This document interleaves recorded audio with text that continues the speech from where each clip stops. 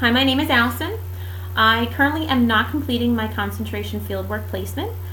I hope to be completing that in the near future, and the areas that I would like to place an application into is a hospital-based setting. I live in the suburbs of the greater Philadelphia area, and there's an array of different hospitals that are within driving distance that I feel would be very beneficial to me with the experiences that I've had in my personal life. One of the reasons that I did select this course is because of my experiences, and I feel that having an education foundation in place, then being able to interact with individuals that are going through similar experiences will give me more of an empathetic view when they're placed in certain situations and I have to encounter with them. I currently am a parent to a special needs kid who also has medical needs.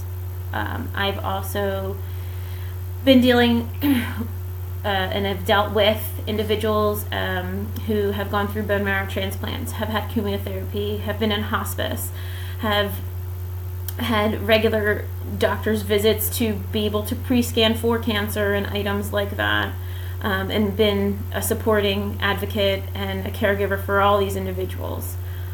And I really feel that knowledge of my personal experience with the combination of an educational foundation is really what I need to be successful in my future career.